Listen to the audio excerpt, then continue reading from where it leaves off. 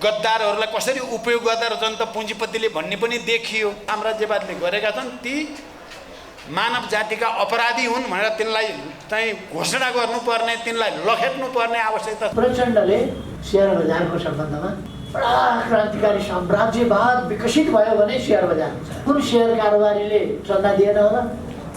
त्यसो भए यो धितोपत्र बोर्ड, सट्टा बजार, IMF, वर्ल्ड ब्याङ्क, एसियाली ब्याङ्क, यी हामीले हेर्दाखेरि त ब्याङ्क हुन पैसा यताउता गर्छन् भन्छौँ, होइन त्यति सजिलो। यो साम्राज्यवादका विकसित रूपहरू हुन्। यो वित्तीय एकाधिकार पुँजीवादलाई बलियो बनाउने, त्यसलाई अगाडि बढाउने र नाफा सोहोरेर संसारका केही सीमित पुँजीपतिहरूको हातमा संसारकै धन एकट्ठा गर्ने र विश्वका अत्यधिक धेरै 80% जनसङ्ख्यालाई भोको नाङ्गो राख्ने प्रणाली हो यो। सिधै पुँजीबाट पुँजी लिने, पुँजीको लगानी अब उत्पादनमा हुँदैन, सट्टा बजारमा हुन्छ, धितोपत्र बोर्ड के अरे धितोपत्रमा हुन्छ। ब्याङ्कहरूले सिधै पुँजी चाहिँ घर जग्गा किनबेचमा लगाउँछन्। सिधै घर चाहिँ यो जग्गाको किनबेचबाट त सिधै पैसा आउने भयो, करोडौँ अरबौँ थुप्रिने भयो। विश्वभरि नै यस्तोमा पुँजी लगानी हुन थाल्यो। त्यसो हुँदाखेरि मजदुरहरू चाहिँ अब कटौती हुँदै जान थाल्यो। एउटा पक्ष। त्यस कारण यसको विश्लेषण गरेर योसँग लड्ने तरिका खोज्नु छ हामीले। प्रचण्ड एन्ड कम्पनी र माकुने एन्ड कम्पनी सबभन्दा अहिले अस्थिरताका संवाहक तत्त्वहरू यिनीहरू नै हुन्। कुनै भ्रम राख्नु पर्दैन। भनेको जात अलि अर्कै विरासतका मान्छे हौँ, हामी अर्कै जातका मान्छे हौँ, तर हामी मैले भनेको कथा जस्तै भेडासँग हिँड्दा हिँड्दै भेडा भइयो कि भने जस्तो लाग्छ कहिलेकाहीँ। हामी भेडा होइनौँ, हामी सिंह नै हौँ। हामी सिंह जस्तो गर्जिनुपर्छ। तपाईँहरू सबै आफ्नो ठाउँमा गर्छौँ। आउने चुनावमा हामी 1 नम्बर भएर देखाउने हो। म युवा, विद्यार्थी, महिला सबै कमरेडलाई भन्न चाहन्छु, तपाईँहरू आक्रामक ढङ्गले प्रस्तुत हुनुहोस्। आक्रामक ढङ्गले हामी गयौँ विचारको स्पष्टता सहित भने कुनै यस्ता चाहिँ दक्षिणपन्थी बुर्जुवा विदेशी दलालहरूले हामीलाई केही गर्नु सक्ने छैन।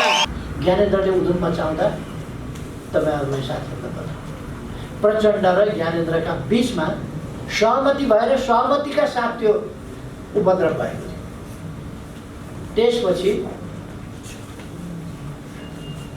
60 साल मङ्सिर 18 गते ज्ञानेन्द्र र प्रचण्डका बिचमा 5 बुँदे सहमति गरेर के सहमति भएको थियो? कि ज्ञानेन्द्रले भन्नु पर्यो कि प्रचण्डले भन्नु पर्यो? के सहमति भयो? कसका विरुद्ध सहमति भएको थियो? के सहमति भएको थियो? यस्ता सहमति, त्यो सहमतिले गर्दा ज्ञानेन्द्रले अभिनन्दन कार्यक्रम चलाए देशव्यापी रूपमा। रुकुम रोल्पा, लोकतान्त्रिक शक्ति रुकुम रोल्पा पाइलो टेक्न नसक्ने, नेताहरू जान नपाउने, त्यहाँ भएका नेता मारिने, ज्ञानेन्द्र जानेर त्यहाँ धुमधाम स्वागत। विराटनगर यहीँ काठमाडौँ हामीले देख्यौँ, थापाथलीदेखि हिँडेर मङ्गल बजारसम्म उधम स्वागत। को थियो स्वागत को व्यवहार अनुसरणीय हुनुपर्दछ, प्रशंसनीय हुनुपर्दछ, सबैका लागि ग्राह्य हुनुपर्दछ, स्वीकार्य हुनुपर्दछ र त्यस्ता कुराहरूले र त्यो समयको खर्चदेखि लिएर अरू व्यवहार पनि उत्पादनमूलक, अधिकतम उत्पादनमूलक, अधिकतम प्रतिफल दिने। तपाईँ प्रचार गर्नुहोस्, तपाईँ सङ्गठन गर्नुहोस्, जेसुकै गर्दाखेरि पनि अधिकतम प्रतिफल कसरी दिन सक्छ? त्यो अधिकतम प्रतिफल दिने खालका विचारहरू, तदनुसारकै व्यवहारहरू गरियो। ती व्यवहार गर्न तदनुसारकै कार्यशैली अपनाइयोस्। जनशैली भन्छौँ हामी। जनशैली भनेको जनताले गाउँघरमा जस्तो जस्तो बोल्छन् त्यही मात्रै जनशैली होइन। त्यस जनशैलीबाट प्रशोधित गरेर परिमार्जित जनशैली हाम्रो हुनुपर्छ। गाउँघरमा थुप्रै भद्दा कुरा पनि गरेको छ नि होला। यो त जनशैली हो भनेर त्यही जनताले बोलेको भनेर अशिक्षित पछाडि परेको कुराहरू चाहिँ टिप्ने हो। हामीले एडभान्स कुराहरू टिप्ने हो, अगाडि बढेको कुरा टिप्ने हो, परिमार्जित कुरा टिप्ने हो, परिष्कृत कुरा टिप्ने हो। कमरेडहरूको कामको तरिका र शैलीको बारेमा मैले यति भने जसले सफल बनाउन सक्छ। र यी कुराहरूमा यदि हामी अनेस्ट भएर लाग्यौँ भने मान्छेका दुईटा पाटा हुन्छ। मान्छेले आफूप्रति अत्यन्त उदार भाव राख्दछ, अरूप्रति कठोर भाव राख्दछ, अरूप्रति कडा अनुशासन खोज्छ, आफूप्रति भित्रभित्र उदार हुन्छ। आफूलाई कडा अनुशासन मन पराउँदैन अथवा अनुशासन भित्रभित्रै तोडिराखेका हुन्छ। आफूले अरूका लागि कडा अनुशासन गर्छ। हामीले अरूप्रति बरु अलिकति उदार हुने, आफूप्रति कडा अनुशासनको डिमान्ड गर्ने आफै छ। आफ्नो अनुशासन चाहिँ कडा हुनुपर्छ। अरूप्रति लिबरल, आफूप्रति रिजिड। आफूप्रति कठोर अनुशासनको, कठोर नियमको माग, अरूप्रति अलिकति उदार।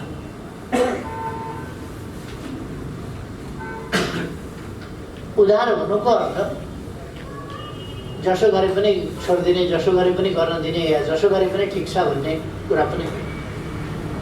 त्यो सबै कुराहरूलाई हामीले सच्याउनुपर्छ। यतापट्टि म यति भन्न चाहन्छु, कमरेडहरू हामीले भर्खरै असाधारण ढङ्गले हाम्रा दुईटा महाधिवेशनहरू 2 महिनाका बिच असाधारण सफलताका साथ उदाहरणीय ढङ्गले प्रस्तुत गरेका छन्। यसमा कसैको चित्त नबुझ्न पनि सक्छ। कसैलाई यत्रो आन्दोलनमा ठ्याम्मै न्याय भयो भन्न नसकिने पनि हुनसक्छ। न्याय कतै नभएको पनि हुनसक्छ। न्याय सापेक्ष कुरा हुन्छ। कहिले उस्तै ठानिएकामा कति सूचनाको अभाव होला, कति अन्तर्यको जानकारीको अभाव होला। यस्ता अनेक पक्षले साँच्चै न्यायको बिन्दुमा नपुगिएको पनि हुनसक्छ, न्याय प्राप्त नभएको पनि हुनसक्छ। हामीले हरेकले जीवनका अनेक क्षणहरूमा ठिक ढङ्गले न्याय प्राप्त नगरेको अनुभव पनि गरेका हौँ। कहिले एउटा भ्रान्त अनुभूति हुन्छ, न्याय प्राप्त मैले गर्न पाइनँ, न्याय पाइनँ भन्ने हुन्छ। तर न्याय नै जे भइराखेको हुन्छ त्यो न्याय हुन्छ, आफूलाई चाहिँ न्याय भएन भन्ने लागिरहेको हुन्छ। ठ्याक्कै त्यो इन्च छुट्याउने, सेन्टिमिटर छुट्याउने अथवा मिलिमिटर छुट्याएर न्याय नहुन सक्छ। मान्छेको चित्त हो। चित्त भनेको यस्तो चिज हो, न खोज्दा भेटिन्छ, न चित्त छ त्यसै कारण बुझ्दैन होला र त बुझ्दैन नि चित्त। कहाँ छ चित्त भन्दा न छाम्दा भेटिन्छ, न एक्सरे गर्दा भेटिन्छ, न इन्डोस्कोपी गर्दा भेटिन्छ। केही गर्दा चित्त कहीँ देखिँदा पनि देखिँदैन, भेटिँदा पनि भेटिँदैन। चित्तले उपद्रो मचाउँछ, फेरि ठुलो सङ्ग्रहालय मचाउँछ क्या चित्तले। भगवान् चित्त कहाँ छ चित्त भने, चित्त भनेको एउटा स्टेट अफ माइन्ड नै। चित्त भनेको मनको स्थिति, मनमा कस्तो लाग्यो। मन भनेको मस्तिष्क, मन भनेको छुट्टै कुनै चिज छैन मस्तिष्कलाई। हुन त कहिले गीतहरूमा, कविताहरूमा कविहरूले, गीतकारहरूले, सङ्गीतकारहरूले लेख्दा गाउँदा भन्ने गरेका हुन्छन्, मस्तिष्क बाहेक अरू शरीरका अङ्गहरूमा पनि केही चित्त भन्ने कुरा हुन्छ कि, यसरी चित्रण गरिराखेका हुन्छन्। जस्तो माया भन्ने कुरा देखाउनु पर्यो भने मुटुको चित्र यसो बनाएको हुन्छ।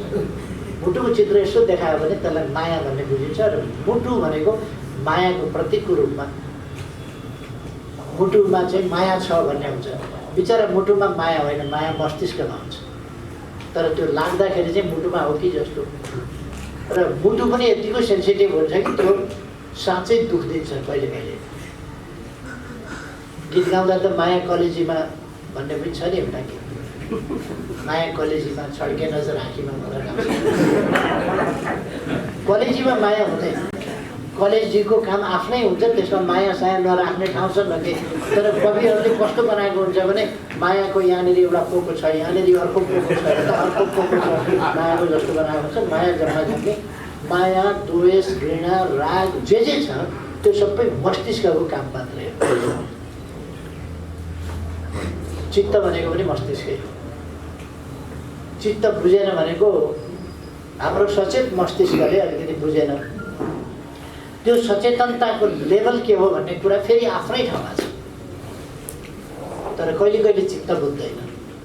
चित्त जसलाई भन्छौँ हामी, मस्तिष्कमा अलिकति त्यो डाइजेस्ट हुँदैन। कहिले कहिले त्यो झट्टै रियाक्सनको रूपमा निस्किन्छ,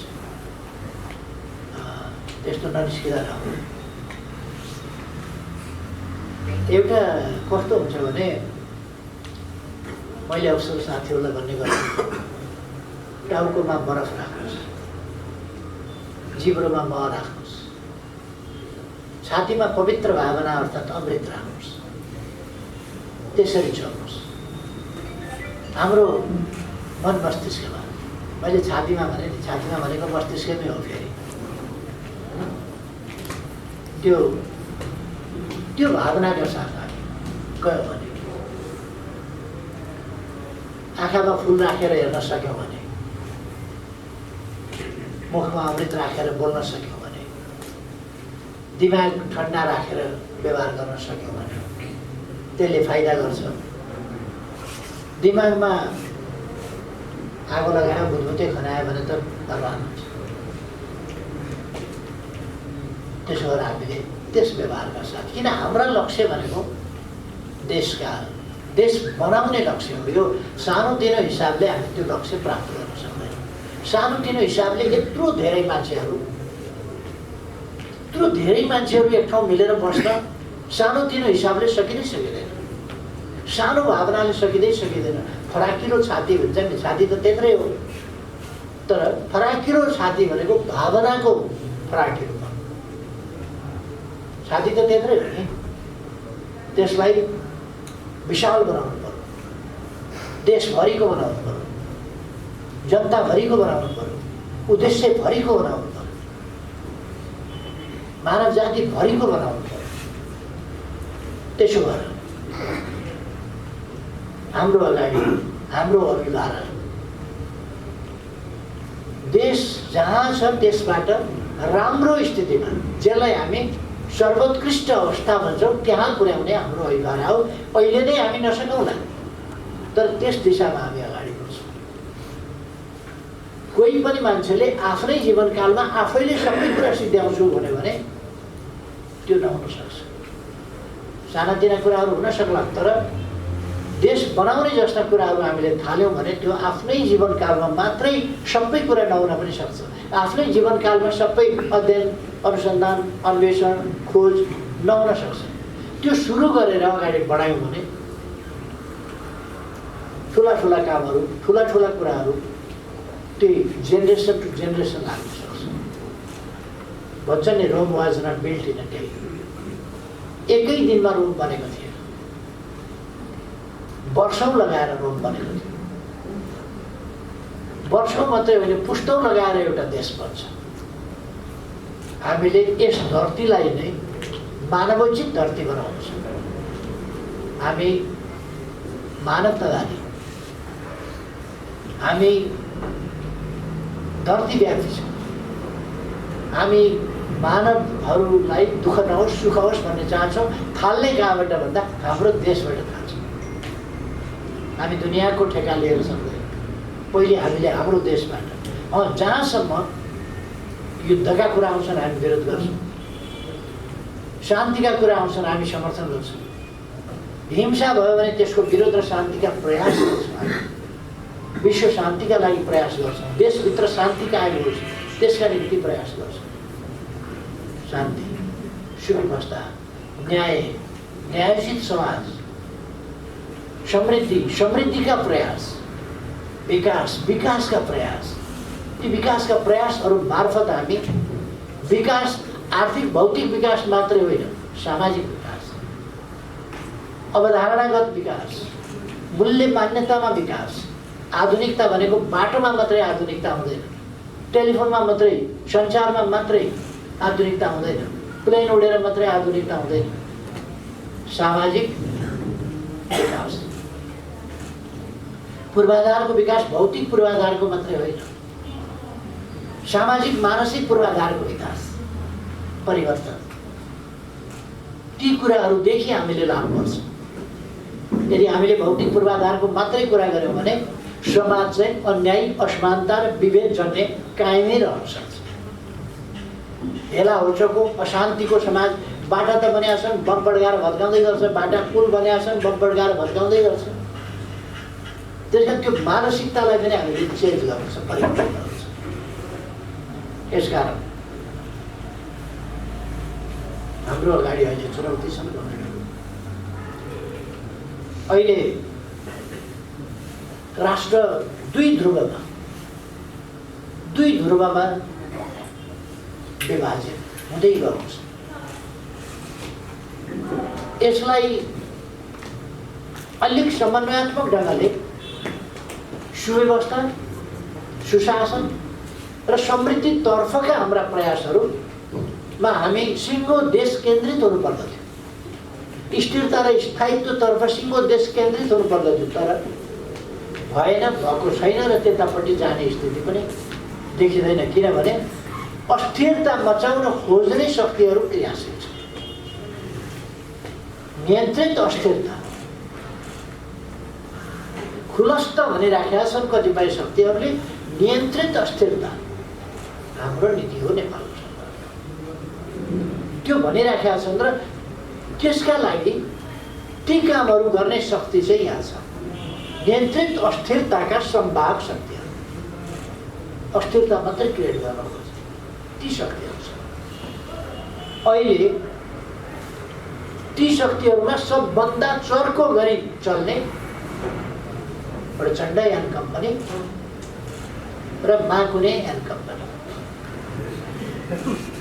सबभन्दा अहिले अस्थिरताका सम्वाहक तत्त्वहरू यिनीहरू नै हुन्। कुनै भ्रम राख्नु पर्दैन र अझै कतिपय साथीहरूमा कम्युनिस्ट एकता, यस्ताहरूसँग एकता, अस्थिरताका शक्तिसँग एकता गरेर कहीँ पुगिन्छ, त्यो एकीकरण सम्भवै छैन। हामीले राम्ररी चिनिसकेका छौँ यिनको कनेक्सन कहाँ छ, तार कहाँ जोडिएको छ, कहाँबाट स्विच अन अफ हुन्छ, त्यो हामीले देखेका छौँ, छर्लङ्गै देखेका छौँ। महान जनयुद्ध भनेर युवा र जनताहरूलाई, महिलाहरूलाई दुर्गम ठाउँहरूबाट उरालियो, सुगम ठाउँहरूबाट उरालियो, सेन्टिमेन्टमा ल्याइयो। युवाहरू ज्यान दिन तयार भए, भोटिए परिवर्तनमा। हतियार कहाँबाट आयो? त्यतापट्टि फर्केर हेर्न दिएर एउटा सेन्टिमेन्ट ल्याइयो, तर यति बुझिएन, यति हेरिएन कहाँबाट कसले हतियार दिँदैछ नेपालमा अस्थिरता ल्याउने। नेपालमा जनयुद्ध नामको गतिविधि सफल हुँदैन थियो, किनभने त्यो सफल गर्न सुरु गरेकै होइन। त्यो त अस्थिरता क्रिएट गर्ने, त्यो एउटा बार्गेनिङ चिप्स हो। त्यो आफ्नो हातमा कन्ट्रोलको घोडाको लगाम आफ्नो हातमा हुन्छ नि, लगाम हातमा राख्ने एउटा विधि हो।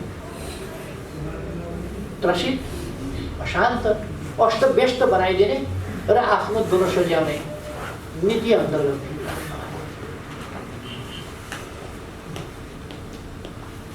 बाहिरका अरू देशका तालिम केन्द्रहरूमा तालिम दिन्थ्यो बकाइदा। कुनै कथा त होइन, तालिम लिएर आएका साथीहरू त छँदैछ। तर त्यति बेला महान क्रान्तिको एउटा सेन्टिमेन्ट त्यतातिर लग्यो, बुझ्न उनीहरूले राम्ररी पाएन के गर्न खोजिरहेछ। र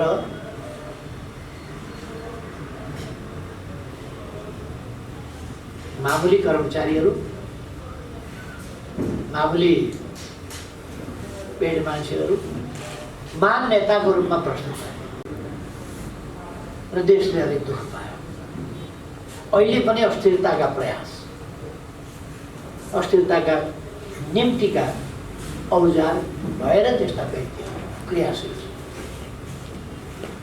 त्यस्तो कुराहरूलाई प्रयोग गर्न पुरानै इतिहास बोकेको नेपाली कङ्ग्रेस, तर नेपाली कङ्ग्रेसको इतिहास पनि के हो भने सधैँ बाहिरबाट हतियार ल्याउने, सधैँ बाहिरबाट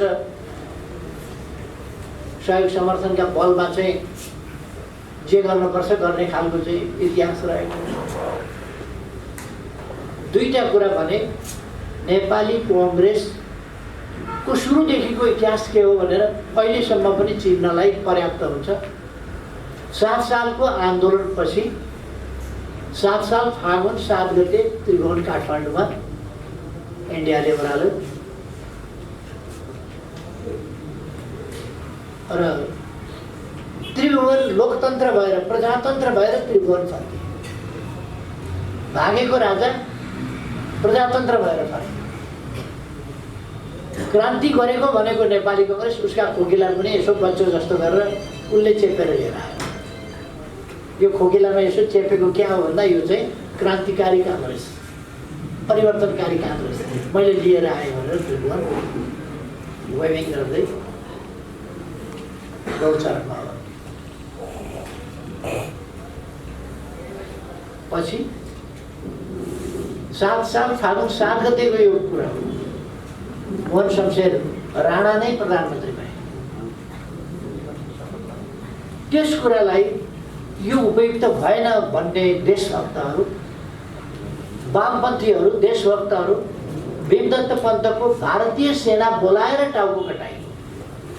डोटीको दक्षिणी भेगमा भीमदत्त पन्तको भारतीय सेनाले समातेर टाउको काटेर बेन्चमा राखेर प्रदर्शनी गरे। आफ्नो देशमा केही असन्तुष्टि भयो, यो त ठिक भएन, किन फर्काएको फेरि राजा, क्यों दिल्ली सम्झौता, किन फेरि राणै प्रधानमन्त्री, किन यसलाई पूर्णता हुन दिइएन, केही प्रश्न उठाए। केआई सिंहले उठाए, रामप्रसाद राईहरूले उठाए, अरू विभिन्न ठाउँका मान्छेहरूले उठाए, तराईतिरका मुखलाल महतोहरूले उठाए, नेताजी कुलदीप महतोले उठाए, जदु कानुले उठाए, गेना राउतले उठाए, यस्ता थुप्रो मान्छेहरूले उठाए, भैरव प्रसाद आचार्यले उठाए, अनेकले उठाए यस्ता विषयहरू। तिनीहरू दमित भए, कोही गायब भए, कोही जेल हालिए, कोही जेल छोडेर भागे, कोही काटिए, कोही मारिए, यस्तो खालको स्थिति हो। र 8 साल माघ 1 गते मातृका प्रसाद कोइराला नेपाली कङ्ग्रेसका कमान्डर इन चिफ भएका, सभापति भएका र 7 सालको आन्दोलनका नायक, नेपाली कङ्ग्रेसका सभापति 8 साल माघ 1 गते प्रधानमन्त्री भए। 4 गते इन्डिया भ्रमणमा गए। 11 गते फर्किँदा दक्षिणको सेना उत्तरको सिमानामा लगेर सेनाका चेकपोस्ट राख्ने सम्झौता गरेर आए। दक्षिणको छिमेकीको सेना उत्तरको सिमानामा राख्ने नेपालको स्वाभिमान जहाँ पहिले नभएको कुरा, राणा शासनमा नभएको, भारतीय राजदूतलाई क्याबिनेट बैठकमा राखेर क्याबिनेट गर्ने 7 सालको क्रान्तिभन्दा पछि चलन छ। राष्ट्रियता हामीले हेऱ्यौँ भने त्यसपछि तुरुन्तै कम्युनिस्ट पार्टीमाथि प्रतिबन्ध लाग्यो। परिवर्तनकारी शक्ति, आन्दोलनकारी शक्तिमाथि प्रतिबन्ध अनि साँठगाँठ प्रतिक्रियावादीहरू छन्। नेपाली कङ्ग्रेसले अहिलेसम्म खराब तत्त्वसँग साँठगाँठ गर्ने र देशभक्त र अग्रगामी प्रगतिशील वामपन्थी शक्तिका विरुद्ध जाइ लाग्ने सधैँ नेपाली कङ्ग्रेसको नीति त्यही रह्यो।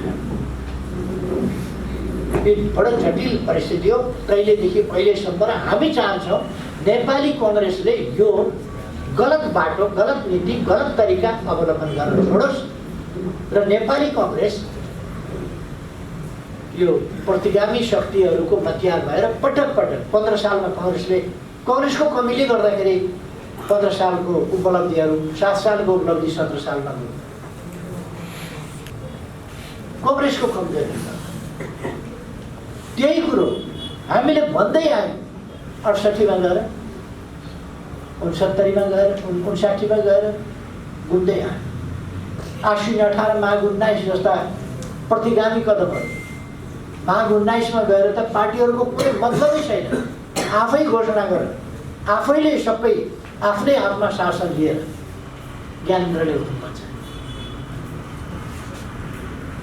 ज्ञानेन्द्रले उधुम मचाउँदा तपाईँहरूलाई साथीहरू बताउँ, प्रचण्ड र ज्ञानेन्द्रका बिचमा सहमति भएर सहमतिका साथ त्यो उपद्रव भएको थियो। त्यसपछि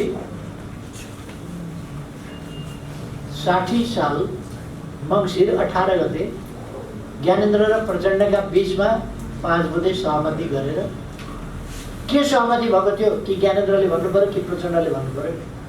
के सहमति भयो? कसका विरुद्ध सहमति भएको थियो? के सहमति भएको थियो? यस्ता सहमति, त्यो सहमतिले गर्दा ज्ञानेन्द्रले अभिनन्दन कार्यक्रम चलाए देशव्यापी रूपमा।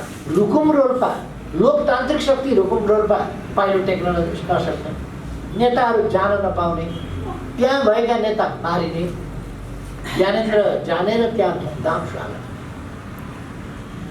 विराटनगर, यहीँ काठमाडौँ हामीले देख्यौँ, थापाथलीदेखि हिँडेर मङ्गल बजारसम्म उधम स्वागत। को थियो स्वागत गर्ने?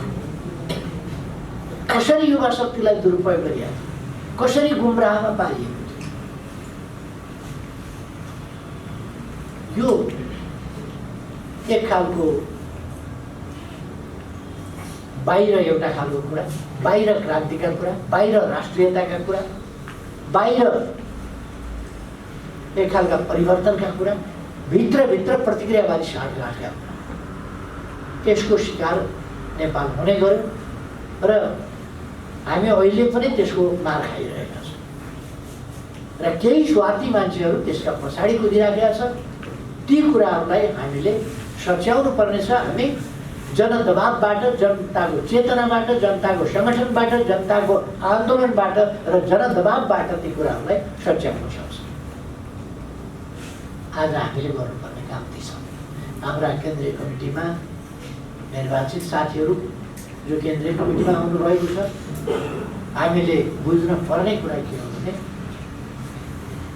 यस्तो स्थितिबाट हामीले देशलाई समृद्ध नेपाल, सुखी नेपालीको जुन परिकल्पना हो, हाम्रो राष्ट्रिय आकाङ्क्षा हो, जो हामीले निर्दिष्ट गरेका छौँ, त्यसलाई प्राप्त गर्न, जनतालाई सचेत गर्ने, जनतालाई सङ्गठित गर्ने, जनतालाई परिचालित गर्ने र जनदबावको एउटा उभार सृष्टि गर्ने, त्यो कामबाट अगाडि बढ्नु छ। यो सबै कामहरू कमेन्टहरूले बुझ्नुपर्छ र त्यसअनुसार सक्रियता, हामी सक्रिय भएनौँ भने कसले गर्छ? त्यसअनुसारको सक्रियता हाम्रो हुनुपर्छ। हामी जनताका नेता हुनुपर्छ। मैले सुरुमा भने जनताको नेता हुनका लागि विचार, व्यवहार, आचरण, शैली कस्तो हुनुपर्छ त्यसअनुसार जानुपर्छ। भ्रमहरू तोड्नुपर्छ हामीले। नक्कली कुराहरू, भ्रष्टहरूले सदाचारीहरूलाई भ्रष्ट भनेर बाखल उडाउँछ। अनेक प्रकारका यहाँ अनेक प्रकारका प्रचण्डले यो सेयर बजारको सम्बन्धमा बडा क्रान्तिकारी साम्राज्यवाद विकसित भयो भने सेयर बजार हुन्छ। साम्राज्यवादको विकसित रूप चाहिँ लेनिनले भन्दा पनि अलिकति बढ्दै जाने भएछन् 2 स्टेप। पुँजीवाद विकसित हो भएर साम्राज्यवाद हुन्छ भनेर लेनिनले भनेका थिए। त्योभन्दा माथि गएर साम्राज्यवाद विकसित भएपछि सेयर पुँजीमा जान्छ, सेयर बजार भनेर प्रचण्डले एउटा नयाँ थेसिस ठोकिदिए। 2 दिनमा सेयर बजार धराशायी। त्यसको जनताको जीवनमा कति असर हुन्छ, सेयर लगानीकर्ताहरूको अवस्था कस्तो हुन्छ, तिनीहरूको आर्थिक स्थिति के हुन्छ, केही पनि मतलब छैन। अर्थतन्त्र केही पनि मतलब छैन। कुन सेयर कारोबारीले चन्दा दिएन होला, त्यसो भए ये छैन भने दोष त नरहे 5-9 बजे मान्छेले नजाँदा मार्छ।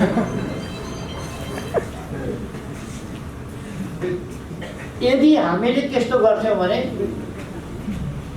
सडक तात्थे, माइती घरले पुग्दैन थियो, सडक तात्थे, सञ्चार माध्यमहरूमा आगो बल्थ्यो, शान्त चुपचाप शान्त आराम आनन्द छ, कोही बोल्दैन। किनभने यहाँ यो त अस्थिरता क्रिएट गर्ने, अस्थिरता बनाउने देशमा खजबुझाइरहने, ध्वस्त पारिरहने, यता बिगार्ने, यता उठाइ गर्ने, उता भत्काइदिने, यो खालको सिलसिला चलिराखेका हुनाले यस्तोमा बोलिरहनु परेन, केही गर्नु परेन। संविधान मिथ्या भयो, बनपरी गर्दा भयो, कानुन मिथ्या भयो, चलिराखेको संसद मध्यरातमा बन्द गरेर भोलिपल्ट संसद खाडी छलेर अध्यादेश ल्याउँदा भयो। कसलाई कति सिट भए पुग्छ, कति प्रतिशत भए पुग्छ, सोधिकन त्यस अनुसार कानुन संसदलाई चलिरहेको संसद छलेर गर्दा भयो, लोकतन्त्र भयो। हामीले संविधान अन्तर्गतका अधिकार मान्छेले कार्यान्वयन गर्न पाउन् भनेर 40% संसद वा पार्टीको केन्द्रीय कार्यसमिति भन्ने वा राखिदिँदा संसद नचलेका बेला उद्योग हामीले नेपाली नागरिकका छोराछोरीलाई नागरिकता दिनुपर्छ भनेर भन्दा उद्योग भयो। देशै बेच्न खोजे भने दया लाग्छ। कमसेकम देशप्रति त माया गर्न सिकौँ, सत्यप्रति अलिकति निष्ठा त राख्न सिकौँ। अचम्म लाग्छ। अनि डबलीवाला बुद्धिजीवी र केही माध्यमहरू त्यो सबै एउटा गलत मनसायका साथ लगानी भइरहेको छ र परिचालन भइरहेको छ। गर्न खोजेको, हामीले स्थायी समितिमा गर्न खोजेको कुरा त्यही नै हो र हामी भित्र कहीँ न कहीँ समस्याहरू देखा पर्न थालेका छन्।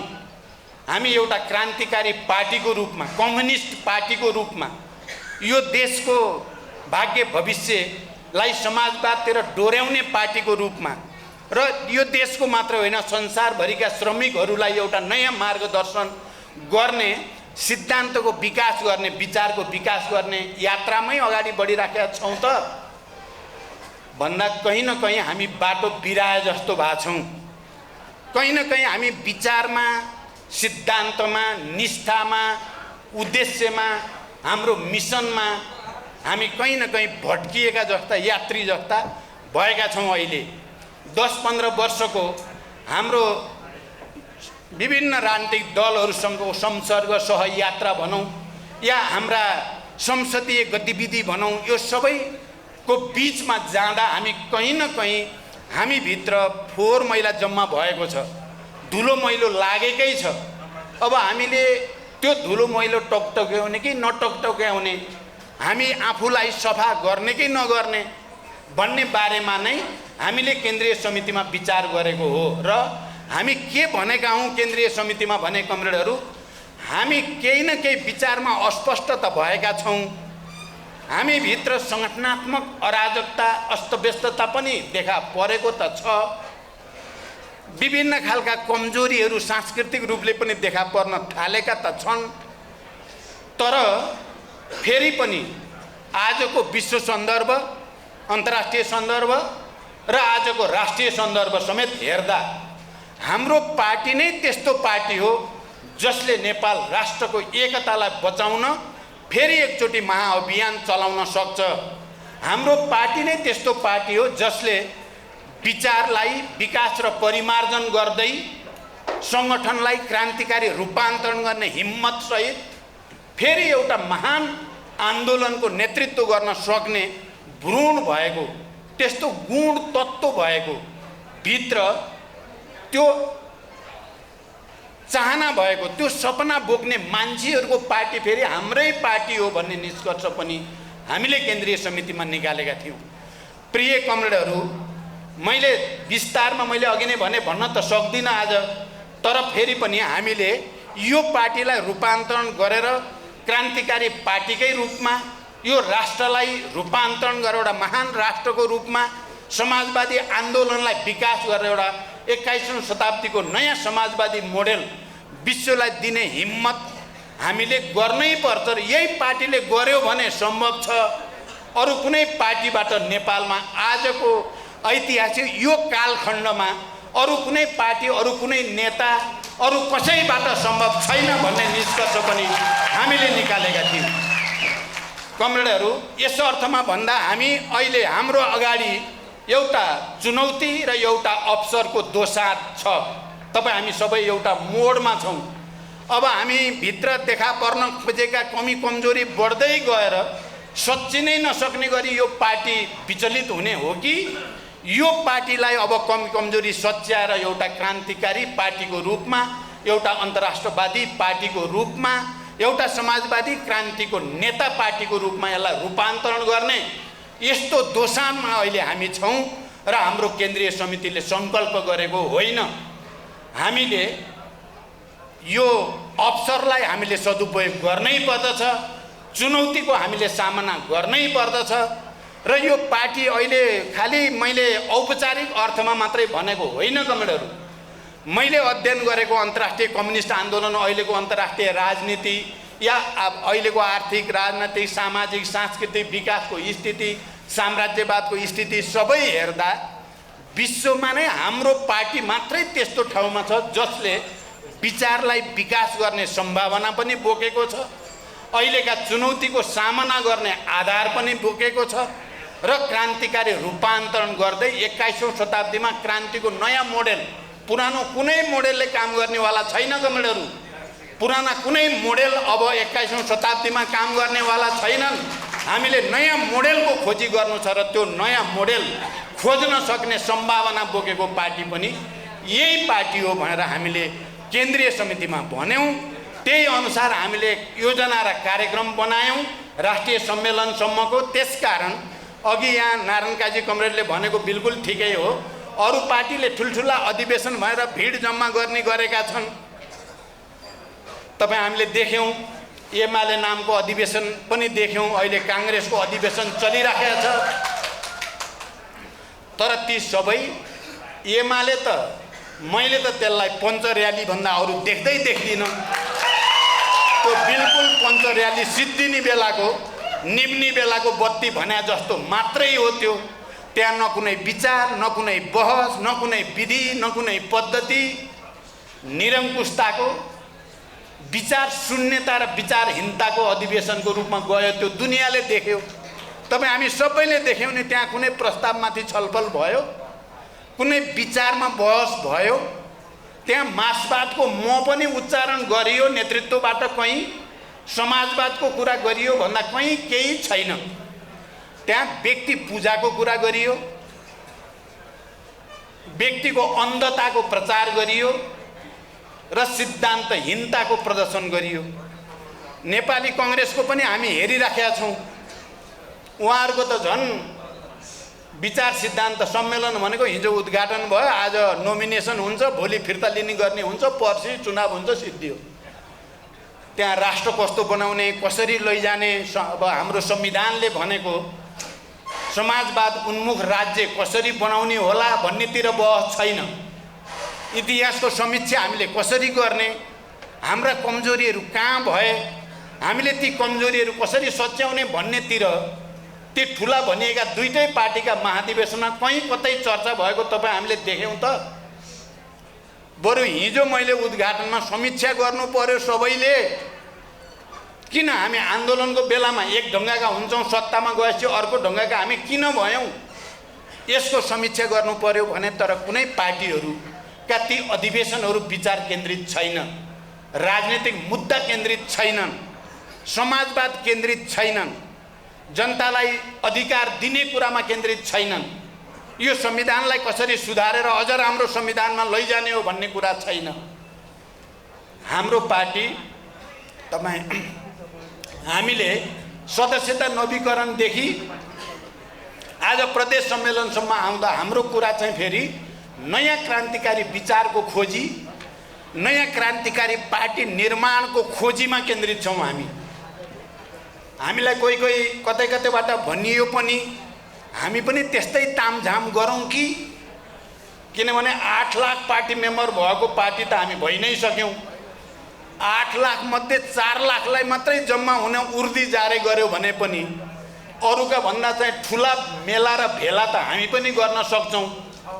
गरौँला पनि हामी कुनै दिन। तर अहिले सम्मेलनको दौरानमा हामी विचारमै केन्द्रित हुन जरुरी छ। हामीले तामझाम देखाउनेतिर भन्दा हामी गुण निर्माण गर्ने, गुण तत्त्व निर्माण गरियो आफूभित्र भने तामझाम त कुनै पनि बेला गर्न सकिन्छ भनेर हामीले विचारमा नै केन्द्रित हुने गरिकन हामीले भेला सम्मेलनहरू गर्दै आएका छौँ र हामी राष्ट्रिय सम्मेलन पनि तयारी त्यही दिशामा हामी लाँदैछौँ। कमरेडहरू, यो भिन्नतालाई ख्याल गर्न जरुरी छ।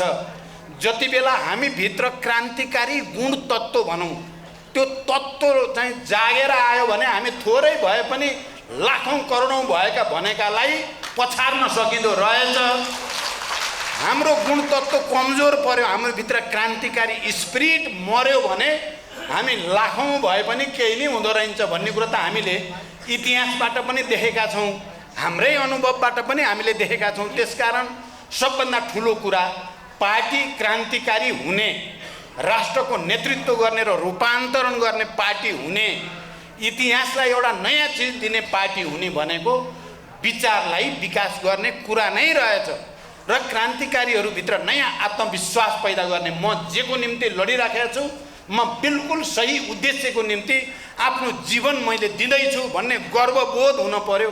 अनि मात्रै त्यहाँ एउटा इनर्जी, भौतिक इनर्जी पैदा हुन्छ मान्छेभित्र र अनि त्यसपछि ठुल्ठुला लडाइँहरू, ठुल्ठुला आन्दोलनहरू, ठुल्ठुला परिवर्तनलाई सम्भव तुल्याउन सकिन्छ। यदि आफूभित्र त्यो तत्त्व भएन र त्यो स्पिरिट भएन भने चाहिँ हामीले फेरि अहिले ठुलो भयौँ, चुनाव जित्यौँ, धेरै ल्यायौँ भनेर पनि त केही हुँदो रहन्छ। त्यो त हामीले अनुभवबाट देखेका छौँ नि।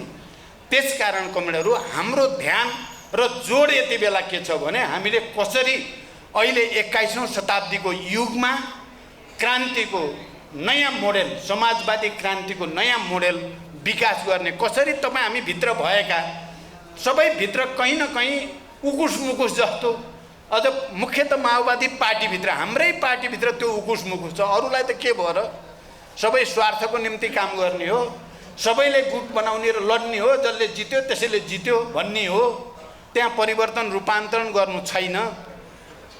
उनीहरूको बनिबनाऊ चाहिँ यन्त्रहरू छन्, बनिबनाऊ साधनहरू छन्।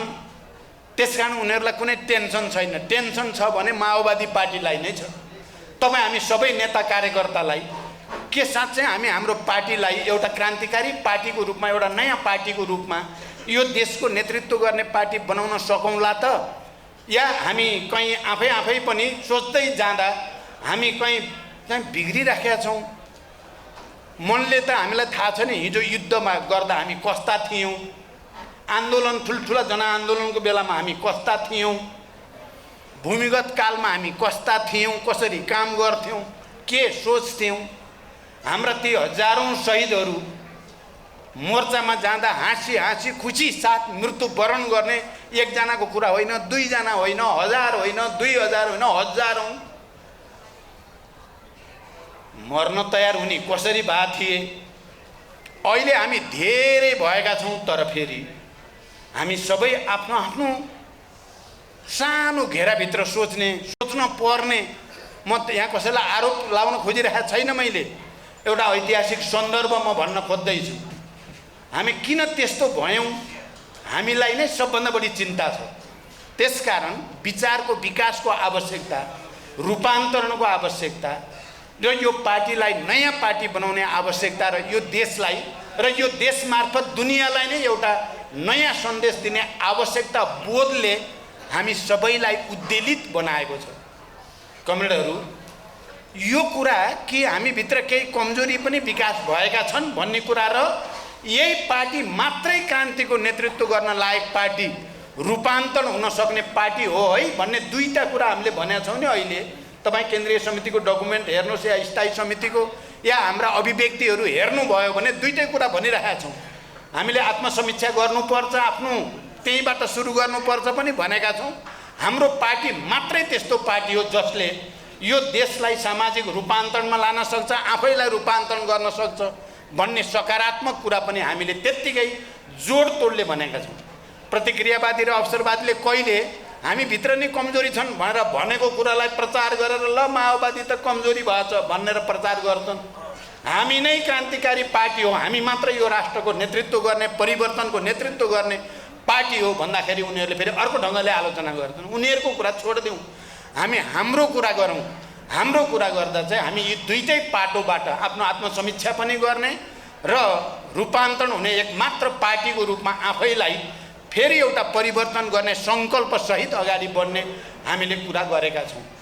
कमरेडहरू, यति भनिसकेपछि म दोस्रो पोइन्ट के भन्न चाहन्छु भने हाम्रो यावत समस्याहरू छन्, गुटबन्दीका समस्या, अराजकता समस्या या स्वार्थका समस्या या पदलोलुपताका समस्या, हाम्रो चिन्ता हिजो चाहिँ कसरी क्रान्ति सफल पार्ने भन्ने हुन्थ्यो, आज कसरी पद प्राप्त गर्ने भन्नेमा गएका छौँ हामी। कहीँ न कहीँ त्यो पद मैले पाउन्न कि म त्यहाँ पुग्दिनँ कि भन्ने चिन्ता बढी हुन्छ। यस्तो भएको सन्दर्भमा हामीले के निष्कर्ष निकाल्यौँ र मैले अहिले राष्ट्रिय सम्मेलनको दस्तावेजमा कहाँ फोकस गर्न बल गर्दैछु त भने यो सबैको चुरो कारण न कार्यकर्ता हो न नेता हो। नेता र कार्यकर्ताको व्यक्तिगत समस्याको रूपमा यसलाई बुझिन हुँदैन। यो विश्व इतिहासको र नेपालको पनि इतिहासमा क्रान्तिको नयाँ विचारको खोजीको चुनौती हो। यो सबै हामी भित्र देखा पर्ने कुरा भनेको विचारको समस्या, वैचारिक स्पष्टताको अभावको समस्या हो। हाम्रो अबको गन्तव्य क्लियर नदेखिनु, नेताको दिमागले पनि कार्यकर्ताको दिमागले पनि अब हाम्रो हिँड्ने बाटो यही हो भन्ने कुरा प्रष्ट नदेखिनु नै हामी सबैको समस्या हो। अहिले तपाईँहरू विचार गर्नु होला यो विषयलाई।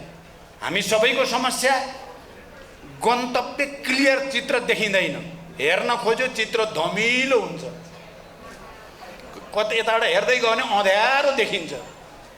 अँध्यारो देखेपछि त अनि कसरी जाँगर आउने, जोस आउने, रूपान्तरण त्याग के को लागि गर्ने भन्ने हुन्छ। त्यसकारण यो सबैको चुरो कुरा चाहिँ 21औं शताब्दीमा नयाँ क्रान्ति, किनकि म त्यहाँनिर आउँदैछु है, मैले यहाँ मुख्य अलिकति वस्तुवादी र वैज्ञानिक कुरा गर्न बल गर्छु मैले, अब कति सक्छु भन्ने त छँदैछ, तर म नयाँ कुरा भन्न बल गर्दैछु र नयाँ दस्तावेज ल्याउँदैछु। यो कुरा तपाईँले थाहा पाइराख्दा हुन्छ। अब यो निरन्तरतामा क्रम भङ्ग भन्दै आएको छौँ, हामी एउटा अर्को क्रम भङ्गको चरणमा प्रवेश गर्दैछौँ। यो जानकारी चाहिँ म तपाईँहरूलाई गराउन चाहन्छु। यही निरन्तरताले हुँदैन, त्यहाँ पहिलो क्रम भङ्ग त विचारैबाट हुन पर्यो। विचारबाट हेर्दा 18औं शताब्दीमा औद्योगिक पुँजीवादको विकास भयो युरोपमा, खास गरी मजदुर आन्दोलनको विकास भयो, पुँजीवादी क्रान्तिको लहर आयो र त्यो पुँजीवाद प्रतिस्पर्धात्मक औद्योगिक पुँजीवादको रूपमा देखा पर्यो। म अब लामो व्याख्या गर्दिनँ, तपाईँहरू अलि बौद्धिक कमरेडहरूले, अलि चाहिँ अध्ययन गर्ने कमरेडहरूले ध्यान दिनु होला। त्यति बेला द्वन्द्वात्मक तथा ऐतिहासिक भौतिकवादी दर्शन विज्ञानको रूपमा, सामाजिक क्रान्तिको विज्ञानका रूपमा त्यसको अनुसन्धान भयो, अन्वेषण भयो। त्यो अन्वेषण मार्क्स एङ्गेल्सले गर्नुभयो, मुख्यतः मार्क्सको नेतृत्वमा। र त्यति बेला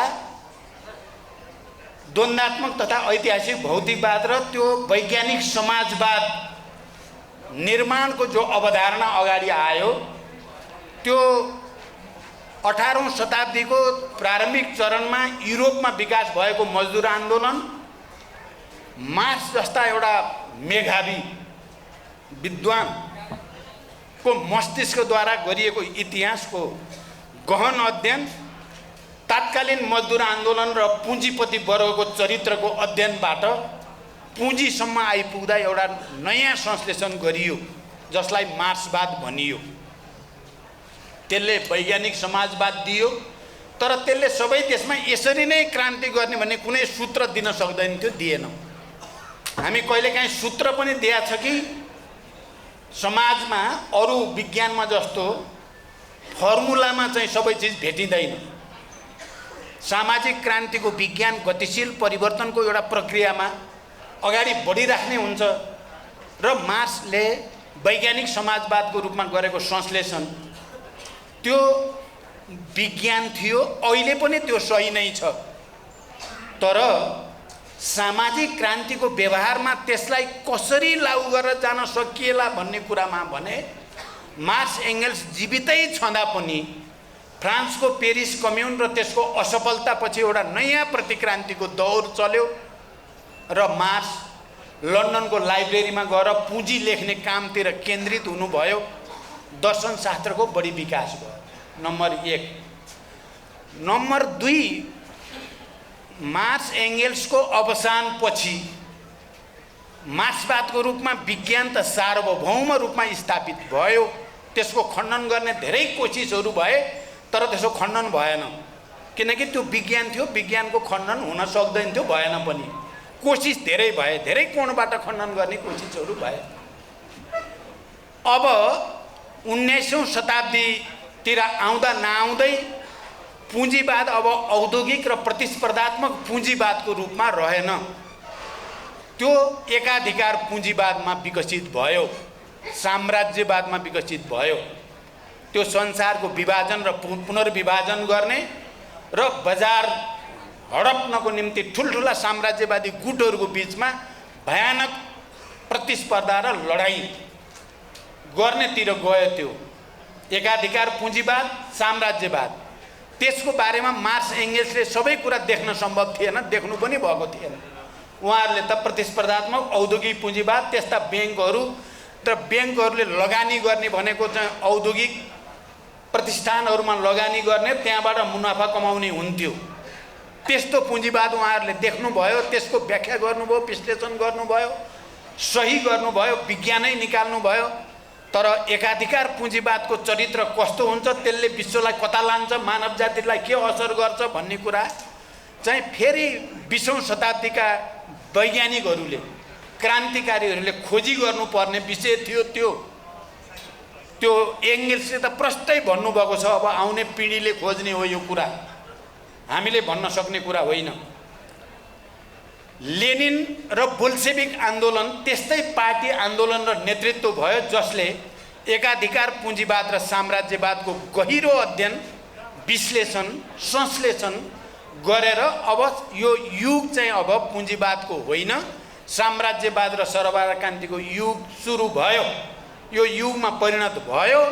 साम्राज्यवादीहरू आपसमा पृथ्वीको बजार कब्जा गर्नको लागि प्रतिस्पर्धामा पहिलो विश्वयुद्ध, दोस्रो विश्वयुद्धतिर गए, करोडौँ मानिसहरूको संहार भयो। त्यति बेला लेनिन मात्रै त्यस्तो पार्टी, बोल्सेविक मात्रै त्यस्तो पार्टी भयो जसले साम्राज्यवादी युद्धलाई समाजवादी क्रान्तिमा फेर्नको लागि चाहिँ आँट गर्यो। त्यसको निम्ति आवश्यक पर्ने विचार, रणनीति, कार्यनीतिको पुरै श्रृङ्खला लेनिनले तयार पार्नुभयो। त्यो राज्य र क्रान्ति हेरे पनि, साम्राज्यवाद पुँजीवादको चरम अवस्था भन्ने किताबमा हेरे पनि, भौतिकवाद र अनुभव सिद्ध आलोचना भन्ने कुरा हेरे पनि, त्यहाँ चाहिँ विज्ञानको विकासले दिएका कुरादेखि एकाधिकार पुँजीवादको चरित्रको विश्लेषण गरेर अब सरबार क्रान्ति गर्ने बेला यही हो साम्राज्यवादी युद्धमध्ये यसलाई वा त्यसलाई समर्थन गर्ने थुप्रै समाजवादी नामधारी देखा परे, युद्धमा होमिएका यो वा त्यो पार्टीलाई। तर लेनिनले चाहिँ यसो गर्नु बिल्कुल गलत हो, मजदुर वर्गप्रति, श्रमिकहरूप्रति, क्रान्तिप्रति गद्दारी हो, धोका हो।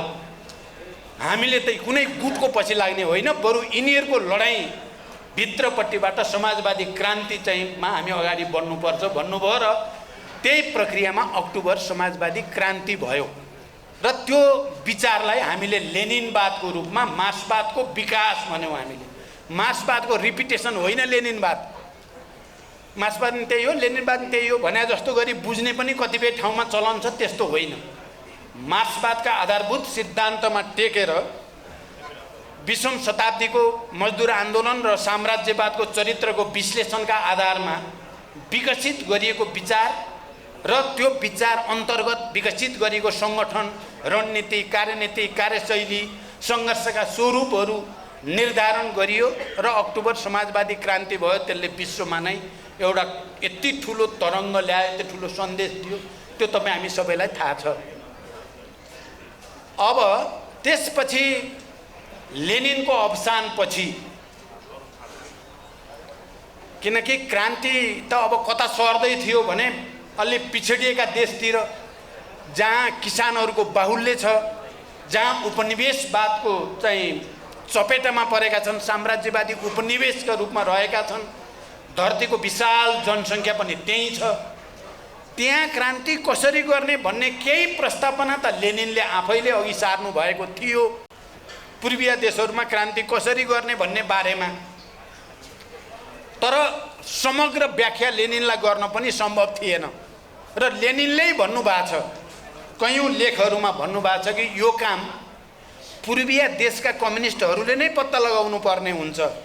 किसान बाहुल भएका उपनिवेशवादी देशहरूमा कसरी क्रान्ति गर्ने भन्ने कुराको खोजी र अनुसन्धान त्यहीँका कम्युनिस्टहरूले, त्यहीँका वैज्ञानिकहरूले गर्नुपर्छ भनेर भन्नुभयो र त्यसै प्रश्नको जवाफको रूपमा चीनमा नयाँ जनवादी क्रान्तिको विचार विकास भयो र माओकै जीवनकालमा कसरी फेरि, किनकि चिनिया क्रान्तिको सफलताले विश्वकै शक्ति सन्तुलन बदलिदिएको थियो, रुसमा समाजवाद निर्माण भइरहेको, चीनमा पनि जनवादी क्रान्ति सफल भएर समाजवादतिर अग्रसर भएपछि पूर्वी युरोप, भियतनाम, कोरिया, क्युबा जतासुकै क्रान्तिको लहर आएपछि पुँजीपति वर्ग नराम्रोसँग झस्क्यो, संसार कम्युनिस्टहरूको हुने भयो, समाजवादले विश्व विजय गर्ने भयो भन्ने देखियो, शक्ति सन्तुलन फेरियो। कमरेडहरू, म खालि इङ्गित मात्रै गर्न सक्छु, अहिले यसको समग्र व्याख्या अहिले सम्भव छैन, कमरेडहरूले नोट गर्नु होला। त्यस्तो भयो। त्यसपछि साम्राज्यवादीले कस्तो नीति अपनायो भने एकातिर संरक्षणवादको नीति अपनाउन थाल्यो, आफ्नो देशमा राज्यलाई अझ प्रभावकारी बनाउने, कृषिमा या उद्योग धन्दामा या अरू ब्याङ्कलाई थुप्रै अनुदानहरू दिने, राज्य नियन्त्रित थुप्रै संस्थाहरू मार्फत जनतालाई राहत दिने समाजवादी खालका जे रुसमा या चीनमा या अरू समाजवादी देशमा जनताको पक्षमा गरिएका कयौँ कामहरू अमेरिकामा हुन थाले। यसरी आफ्नो देशमा आउन लागेको क्रान्तिको लहर रोक्नको लागि मजदुरहरूलाई अलि सुविधा दिने, तलब बढाइदिने, उनीहरूलाई पनि गाडी दिने अथवा यी विभिन्न तरिकाद्वारा अब क्रान्ति विद्रोह गर्न परेन भन्ने बनाउनेतिर लगे। अब यसको धेरै लामो कथा हुन्छ, त्यो पछि भनौँला। एकातिर उनीहरूले आफू पनि अलिअलि समाजवादका चोरे उनीहरूले नीतिहरू, रणनीतिहरू र जनतालाई भ्रमित पार्न निकै ठुलो षड्यन्त्र गरे भने अर्कातिर कम्युनिस्ट आन्दोलनभित्र फुट पार्नको लागि उनीहरूले साम दाम दण्डभेद सबै हतियार प्रयोग गरे, अरबौँ खरबौँ लगानी गरे। रुसमा कम्युनिस्ट आन्दोलनलाई कसरी विभाजित गर्न सकिएला, कम्युनिस्ट आन्दोलनलाई कसरी अब बाहिरबाट लडेर त हार्न सकिने, जित्न सकिने भएन। कहीँ पनि पुँजीवादले लडेर कम्युनिस्टलाई विजय हासिल गरेको एउटा पनि छैन। लडेर त जहिले जहाँ पनि कम्युनिस्टले जितेका छन्, क्रान्तिकारीले जितेका छन्, श्रमिकहरूले र जनताले नै जितेका छन्।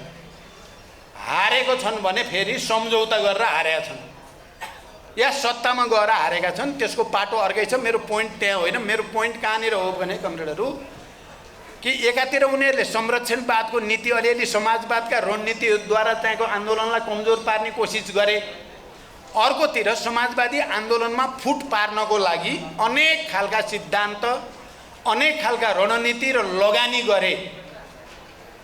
यो लगानीको प्रतिफल भनौँ चाहिँ कहाँ उनीहरू सूक्ष्म अध्ययन गर्न थाले। कम्युनिस्ट पार्टीभित्रको नेता कस्तो, कसको प्रवृत्ति कस्तो, कसका बिचमा टसल छ कि छैन, यसको पनि सूक्ष्म ढङ्गले अध्ययन गर्न थाले। पहिला वास्तव कम्युनिस्ट भनेपछि चोलो डोलो एउटै देख्थे पुँजीपतिहरूले, तर पछि समाजवादको यो विजय अभियान देखेपछि उनीहरूले त्यसको अध्ययन गर्न थाले।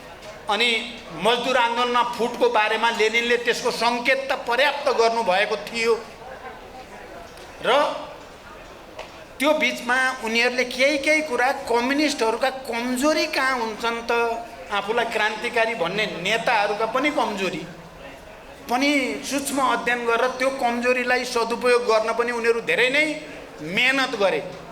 रुसकै सन्दर्भमा कुरा गर्दा लेनिन निकै ठुलो डेमोक्र्याट हुनुहुन्थ्यो। कमरेडहरू तपाईँहरूलाई कतिको थाहा छ, हामी अहिले त कता कता मार्क्सवाद लेनिनमा बुझ्दा हामीले कताबाट बुझ्यौँ भन्दा हाम्रै पहिलाका हाम्रा नेताहरूबाट बुझियो। हेर्नुहोस्, सक्कली मार्क्स के हुन्, सक्कली लेनिन के हुन् भन्नेतिर भन्दा हामीलाई मार्क्स लेनिनलाई कस्तो बनाएर सिकाइयो भन्नेबाट हाम्रो दिमाग बन्यो। हेर्नुहोस्, पहिला हामी सक्कली बुझ्नेतिर भन्दा हामीलाई बुझाइयो क्या यस्तै हो भनेर। लेनिन महान डेमोक्र्याट हुनुहुन्थ्यो वास्तवमा, पार्टीभित्र पनि पार्टी बाहिर पनि। खुल्ला खुल्ला बहस गर्ने, विचार विवाद हुन दिने, विवादमा रमाउने, बाहिर पनि विवाद गर्ने। उतनेखेरि पार्टी फुट्या छ, फेरि जुट्या छ, फेरि फुट्या छ, त्यसलाई पनि सहजै लिने। राज्य र क्रान्तिमा त बुर्जुवा डेमोक्रेसी राम्रो कुरा हो भनेर मजाले भन्नुभएको छ उहाँले। बुर्जुवा डेमोक्रेसीलाई क्लाइमेक्समा पुर्याएपछि अनि बल्ल समाजवादी डेमोक्रेसी सुरु हुन्छ भन्नुभएको छ। उहाँमा कुनै तानाशाही खालको एकाधिकारवादी उहाँ होइन। आफूसँग विचार नमिल्ने सनी सजिलै क्रान्तिको निम्ति जरुरी पर्छ भने सजिलै मिल्ने, क्रान्तिलाई हानि हुन्छ भने चाहिँ आफ्नो नजिकको साथी भए पनि त्यसलाई दुत्कार्न सक्ने आँट थियो उहाँको। त्यसलाई हामीले लेनिनवाद भनेका हौँ। मैले कहाँ भन्दै थिएँ भने अनि माओको मैले भन्दै के थिएँ भने अनि साम्राज्यवादीहरूले अब कम्युनिस्ट आन्दोलनलाई, समाजवादी आन्दोलनलाई सिद्ध्याउनलाई पार्टीभित्र पनि गहन अध्ययन गर्ने नेताहरूका कमजोरी, नेताहरूको आपसी सम्बन्ध, उनीहरूले लेनिन र स्टालिनको नि कस्तो छ सम्बन्ध, लेनिनको श्रीमती र चाहिँ स्टालिनको सम्बन्ध कस्तो छ भन्नेसम्मको गहन अध्ययन गर्नेतिर लागे। म त्यतापट्टि बढी गइनँ। म के भन्न चाहन्छु कमरेडहरू भने एउटा कुरा कि कमरेड स्टालिन महान क्रान्तिकारी हुनुहुन्थ्यो भन्ने कुरामा हाम्रो दिमागमा अहिले हाम्रो पार्टीमा कहीँ भ्रम पनि छैन, हुन पनि हुँदैन। तर द्वन्द्वात्मक तथा ऐतिहासिक भौतिकवादलाई कार्ल मार्क्स, फ्रेडरिक एङ्गेल्सले विज्ञानको रूपमा जसरी प्रस्तुत गर्नुभएको थियो र स्थापित थियो र लेनिनले त्यसलाई जसरी आत्मसात गर्नुभएको थियो र त्यसलाई विकास गर्न बल गर्नुभएको थियो, कमरेड स्टालिनमा केही त्यसलाई बुझ्नेमा कमजोरी भएकै देखियो। द्वन्द्ववादलाई बुझ्ने अधिभूतवादी खालका कमजोरी, वर्ग सङ्घर्षलाई बुझ्ने अलि मनोगतवादी कमजोरी, त्यसले गर्दा उहाँले अब समाजवाद आइसक्यो भन्ठान्नुभयो, आएकै रहन्छ समाजवाद पुरै त। वर्ग सङ्घर्ष सिद्धियो भन्ने हो, सिद्धिएकै रहन्छ।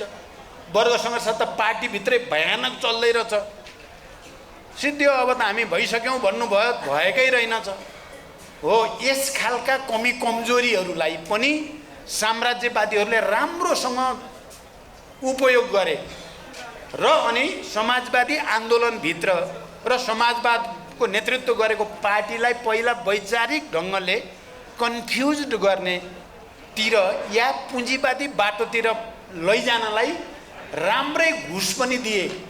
उनीहरूले त्यस्ता नेताहरू जो अलिअलि पुँजीवादी हुने सम्भावना विचारबाट विचलित हुने सम्भावना भएका नेताहरूलाई विभिन्न खालका प्रलोभन, घुस भन्नुहोस्, आफ्नो देशमा बोलाउने, सम्मान यति धेरै गरिदिने, त्यो सम्मानले नै पुरिने।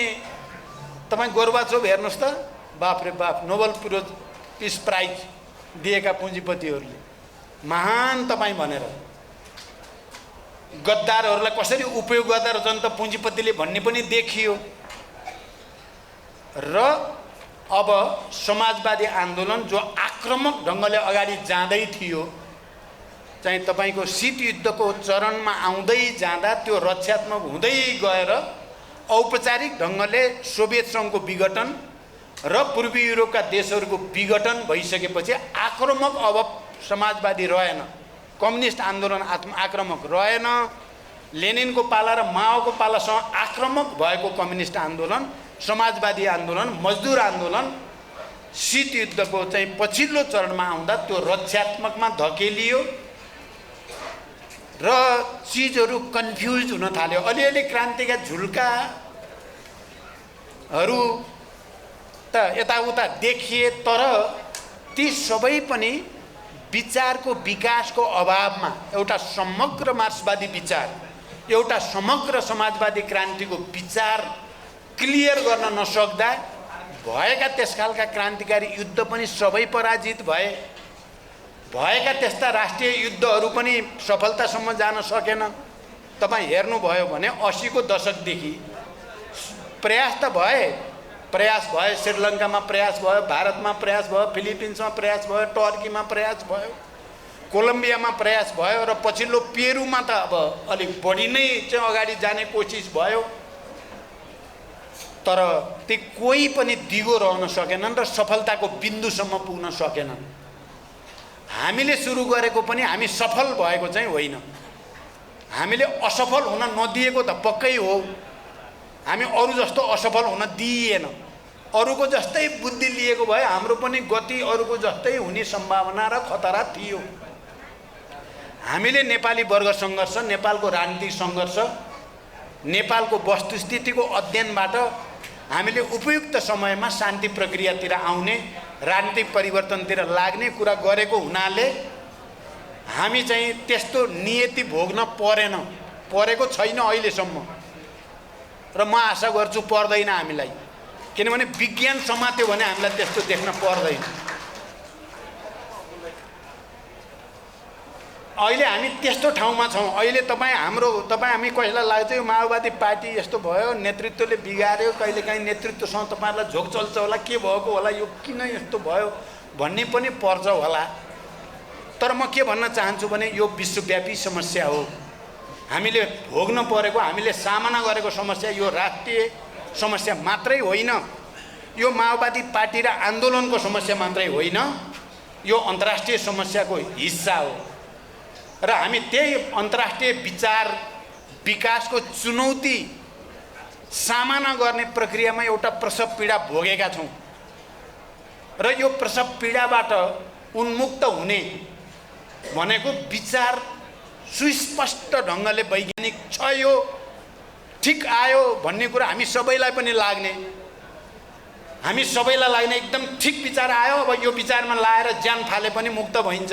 किन मर्न पनि आनन्द लाग्नु पर्यो नि, आनन्द मानी मर्दा त आनन्दै हुँदो रहेछ नि त। के हो भन्दै त अन्धकारमा त हाम फाल्न मान्छेलाई कोही पनि सक्दैन। त्यसकारण आजको समस्या के हो त, मार्क्सको बेलाको औद्योगिक पुँजीवादबाट कस्तो सिद्धान्त भन्ने मार्क्स एङ्गेल्सले राम्रो दिनुभयो, अहिले पनि हामीलाई त्यो काम लाग्छ। एकाधिकार पुँजीवादको बेलामा क्रान्ति कसरी भन्ने कुराको सिद्धान्त र विचार लेनिनहरूले दिनुभयो, त्यो अहिले पनि हामीलाई काम लाग्छ। पूर्वीय देशहरूमा किसान बाहुल भएका उपनिवेशवादका विरुद्ध, साम्राज्यवादका विरुद्ध पुँजीवादी जनवादी क्रान्ति नयाँ जनवादी रूपमा कसरी गर्ने भन्ने कुराको जवाफ र कम्युनिस्ट पार्टी भित्रै पुँजीपति वर्ग जन्मेपछि त्यसलाई त्यसका विरुद्ध कसरी लड्ने भन्ने निरन्तर क्रान्तिको सिद्धान्तसम्म जाँदा माओले चाहिँ फेरि एउटा उज्यालो दिनुभयो भने एउटा इन्लाइटनमेन्ट, ठुलो विश्वभरि इन्लाइटनमेन्ट दिनुभयो। तर शीतयुद्धको अन्त्यपछि कम्युनिस्ट समाजवादी भनिएका देशहरू गुर्लुम ढलेपछि पुँजीपतिहरूले ल अब कम्युनिजमको युग सिद्धियो, पुँजीवाद अब चाहिँ सार्वभौम, कसैले पुँजीवादलाई छुन सक्दैन, अब पुँजीवादको विश्वव्यापी विजय भइसक्यो, विचारको मृत्यु भयो, अब त बजार, सब चिज बजारै हो, सबै चिज पुँजी नै हो भनेर हल्ला गरे होइन 90को दशकपछि तपाईँ हामीले सुने हो नि। अब म लास्टमा आएँ, यो प्रक्रियाको मैले लास्ट पोइन्ट भनेर म यसलाई टुङ्ग्याउन चाहन्छु। कमरेडहरू सबैले यो छलफल र अध्ययन गर्नको लागि प्रस्तुत गरे हो, यो मैले कुनै निर्णय सुनाएको होइन, मैले बुझ्नु होला। अब अहिले कहाँ आयो त, अब एकाधिकार पुँजीवाद या संशोधनवाद समेत पनि त्यहाँ जोडिएर त्यो कहाँ गयो त भन्दा चाहिँ त्यो वित्तीय एकाधिकार पुँजीवादमा, भूमण्डलीकृत वित्तीय एकाधिकार पुँजीवादमा गयो। यो भूमण्डलीकृत वित्तीय एकाधिकार पुँजीवाद चाहिँ न लेनिनले न माओले नै राम्रोसँग देख्न, अध्ययन गर्न, विश्लेषण गर्न पाउनु भयो। त्यो जिम्मा हाम्रो काँधमा आयो। अहिलेका 21औं शताब्दीका कम्युनिस्टहरू, मार्क्सवादीहरू या बुद्धिजीवीहरू, क्रान्तिकारीहरूको जिम्मामा यो वित्तीय एकाधिकार पुँजीवाद भनेको के हो, यसको चरित्र कस्तो हुन्छ, यसलाई परास्त कसरी गर्ने हो भन्ने जिम्मा चाहिँ तपाईँ हाम्रो काँधमा छ। अब वित्तीय एकाधिकार पुँजीवाद भन्दा यसको चाहिँ मुख्य के हुन्छ भने पहिला पुँजीको लगानी उद्योगमा हुन्थ्यो, उत्पादनमा लगानी हुन्थ्यो, र त्यहाँबाट आउने नाफा चाहिँ पुँजीपतिहरूले लिन्थे। आजभोलि पुँजीको लगानी उत्पादनमा हुँदैन, मुख्य रूपमा पुँजीको लगानी पुँजीमै हुन्छ, पुँजीको लगानी पुँजीमा हुने वित्तीय पुँजीवादको मुख्य विशेषता त्यो भएर देखा पर्यो। अहिले तपाईँ हेर्नुभयो भने यो धितोपत्र बोर्ड, सट्टा बजार, IMF, वर्ल्ड ब्याङ्क, एसियाली ब्याङ्क, यी तपाईँ हामीले हेर्दाखेरि ब्याङ्क हुन पैसा यताउता गर्छन् भन्छौँ, होइन त्यति सजिलो। यो साम्राज्यवादका विकसित रूपहरू हुन्।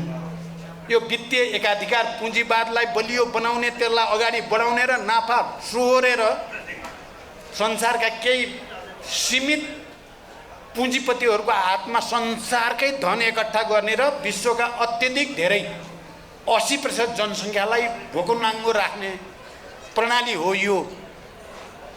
सिधै पुँजीबाट पुँजी लिने, पुँजीको लगानी अब उत्पादनमा हुँदैन, सट्टा बजारमा हुन्छ, धितोपत्र बोर्ड के अरे धितोपत्रमा हुन्छ। ब्याङ्कहरूले सिधै पुँजी चाहिँ घर जग्गा किनबेचमा लगाउँछन्, सिधै घर चाहिँ यो जग्गाको किनबेचबाट त सिधै पैसा आउने भयो, करोडौँ अरबौँ थुप्रिने भयो। विश्वभरि नै यस्तोमा पुँजी लगानी हुन थाल्यो। त्यसो हुँदाखेरि मजदुरहरू चाहिँ अब कटौती हुँदै जान थाल्यो। एउटा पक्ष। त्यस कारण यसको विश्लेषण गरेर योसँग लड्ने तरिका खोज्नु छ हामीले। जसरी औद्योगिक पुँजीवादको पुँजीवादसँग लड्ने तरिका मार्क्सले भन्नुभयो, साम्राज्यवादसँग लड्ने तरिका, एकाधिकार पुँजीवादसँग लड्ने तरिका लेनिनले भन्नुभयो, माओले चाहिँ संशोधनवादसँग लड्ने तरिकादेखि साम्राज्यवादसँग लड्ने तरिका नयाँ जनवादी रूपले कसरी भन्ने दिनुभयो। हामीले चाहिँ अब यो वित्तीय एकाधिकार पुँजीवादसँग, भूमण्डलीकृत वित्तीय एकाधिकार पुँजीवादसँग लड्ने तरिकाको खोजी गर्नु छ। नम्बर 1 हाम्रो समस्या त्यहाँ पर्या हो। हामी रुमल लिन थालेको त्यही हो। अब हामी मासो किताबमा हेर्दा नि भेटिँदैन, ठ्याक्कै लेनिन हेर्दा नि भेटिँदैन, माओ हेर्दा नि भेटिँदैन। यहाँ समस्या परिरहेको छ दिनदिनै भनेपछि यो कुराको अनुसन्धान नहुँदासम्म चाहिँ हामीमा इन्लाइटनमेन्ट आउँदैन। उज्यालो अनुहारमा भेटियो त अब त भन्ने जस्तो नआएपछि त के लड्ने, अनि सङ्गठन गर्न मरिमेटेर पनि किन लाग्ने भन्ने हुने भयो। एउटा अर्को यो सँगै के जोडियो त भने यो वित्तीय एकाधिकार पुँजीवादले असाध्यै राम्रोसँग तपाईको चाहिँ यो डिजिटल सूचना प्रविधिमा जो भयानक विकास भयो नि, क्रान्ति भयो, त्यो सूचना प्रविधिलाई यति राम्रोसँग प्रयोग गर्यो कि यो इन्टरनेटको विकासलाई, डिजिटलाइजेसनलाई, ग्लोबलाइजेसन र डिजिटलाइजेसनलाई उनीहरूले नाफा कमाउनको लागि अब अर्को ढङ्गले गर्न थाले। तपाईँ हेर्नुभयो भने आजकल कुनै फ्याक्ट्री एउटै देशमा हुँदैन। एउटा पार्ट यो देशमा, अर्को पार्ट त्यो देशमा, एउटा पार्ट यो ठाउँमा जम्मा गर्ने, अर्को ठाउँमा बजार, अर्को ठाउँमा लाने चलन छ। पक्डिनै गाह्रो। अनि उनीहरूले त्यस्तो ठाउँमा चाहिँ लहर के अरे सामान उत्पादन गर्छन् नाफाको लागि जहाँ प्राकृतिक साधन स्रोत प्रशस्त छ, सस्तोमा प्राकृतिक साधन स्रोत पाइन्छ, जल जमिन जङ्गल अरू चाहिँ सबै जडीबुटी आदि इत्यादि जहाँ सस्तो पाइन्छ त्यहाँ पुगेका छन् उनीहरू। अनि जहाँ श्रम शक्ति सस्तो छ त्यहाँ पुगेका छन्। त्यहाँ पुगेर गऱ्यो भने त एकदम सस्तोमा माल तयार हुने भयो अनि चाहिँ बेसरी नाफा कमाउन पाइने भयो एउटा। अर्को एकै ठाउँमा उद्योग स्थापना गरेर लाखौँ मजदुरलाई जम्मा गरेर त मजदुर आन्दोलन हुने, हडताल हुने समस्या भयो नि त। 18औं शताब्दी 19औं शताब्दी 20औं शताब्दीमा त हैरान भोगे नि पुँजीपतिहरूले। त्यसो भएर आजभोलि के गरे, त्यहाँ मजदुरलाई एक ठाउँ हुन नदिने। नेपालका मजदुर जति कोही मध्यपूर्वमा, कोही मलेसियामा, कोही अमेरिकामा, कोही कहाँ अब कसरी सङ्गठित हुने, कसरी एक ठाउँ बसेर हडताल गर्ने। हडताल गर्ने न, सबै करारमा छन् फेरि ती बिचरा। ती कुनै पनि बेला पुँजीपतिले जति बेला चाहे त्यति बेला निकालिदिन्छ। भनेपछि यो स्थिति चिरफार गर्नु छ हामीले। यसलाई हामी यसरी चिरफार गर्छौँ भन्ने सोच्नु छ। मैले यति व्याख्या गरेँ, तपाईँहरू सोध्नु होला। अब म लामो हुने भयो। अब यसको हलतिर मैले सोध्न खोजेको कुरा मात्रै कमरेडलाई भन्छु। पहिलो नम्बरको कुरा, हामीले हाम्रो अहिले अर्को कुरा त्यहाँ थप्नै पर्छ, फेरि एउटा छुट्यो भने त्यहाँ अधुरो हुन्छ। यो जलवायु परिवर्तन र पृथ्वीको वायुमण्डल जो तापक्रम बढेर गएको छ र मानव जातिकै र भूगोल नै के हुने हो, पृथ्वी नै के हुने हो भन्ने समस्या पैदा भइसकेको छ। यो पुँजीवादी उत्पादन प्रणालीका कारणले नै भएको छ। वित्तीय एकाधिकार पुँजीवादकै कारणले भएको छ। जङ्गल विनाश, मरुभूमिकरण, अब हिउँ पग्लिने प्रक्रिया, जलवायु परिवर्तन, नयाँ नयाँ विचित्र विचित्र हुन थाल्यो नि। हामी कहाँ नि नआउनु पर्ने बेलामा वर्षा आएर बाढी आएर मान्छे मर्छन्। आउँदै नआउने हुन्थ्यो नि। 100औं वर्षमा अस्ति मनाङमा हामी जाँदा देख्यौँ, 100औं वर्षदेखि थाहा थिएन यस्तो बाढी आएको। नआउनु पर्ने बेलामा त्यत्रो बाढी आयो, मान्छे बगायो, घर बगायो आदि इत्यादि। अब हुँदा हुँदा अब के भएको छ, यो कार्बन उत्सर्जन भन्छ नि, विभिन्न उद्योगबाट, यातायातबाट, यो तेलबाट, ग्यासबाट जो कार्बन निक्लिन्छ, त्यसले गर्दा अब यो ग्रिनल्यान्डतिरका चाहिँ सबै ती जमिन पानीको सतह पौलेर अब महासागरहरूको चाहिँ बढ्दैछ। के भन्छ त्यसलाई, सतह बढ्दैछ र अब महासागर वरिपरिका देशहरू सबै डुब्ने खतरा दिन प्रतिदिन बढ्दो छ। हिमाल पग्लेर अब यो क्षेत्रमा पनि एउटा ठुलो जलवायु परिवर्तनको सङ्कट आउने खतरा देखिसकेको छ। तर पुँजीपतिहरूलाई यसको त्यति धेरै चिन्ता छैन। उनीहरूलाई छिटो नाफा कमाउनु छ, कताबाट धेरै पैसा कमाउन सकिन्छ कमाउनु छ। गरिब र धनीको अन्तर्गत त झन् बढेको छ नि अहिले। त्यो बढेको कुरालाई तथ्याङ्कसहित हामीले देखाउनु छ र यो जलवायु परिवर्तन गराउने, पृथ्वीको तापक्रम बढाउने, पर्यावरण बिगार्ने काम जो पुँजीपतिहरूले गरेका छन्, साम्राज्यवादले गरेका छन्, ती मानव जातिका अपराधी हुन् भनेर तिनलाई चाहिँ घोषणा गर्नुपर्ने, तिनलाई लखेट्नुपर्ने आवश्यकता छ। कसरी गर्ने त? अहिले भर्खरै हाम्रो माओवादी पार्टीले सबैलाई लखेट्न त सक्दैन फेरि। भनेपछि मेरो दिमागमा के आएको छ, अहिले फेरि हामी अहिले हतियार बोकेर हिँड्ने स्थिति पनि छैन तुरुन्तै। भनेपछि के गर्न पर्यो भने हामीले जो सङ्घीय लोकतान्त्रिक गणतन्त्र भनेर यहाँ स्थापित गरेका छौँ, स्थानीय तह, प्रदेश तह, सङ्घीय तहका हामीसँग सरकार पनि छन्, हामीले पार्टी पनि त्यस्तो बनाएका छौँ। त्यहाँ नम्बर 1 हामीले अब समुदायबाट सुरु गर्न पर्यो।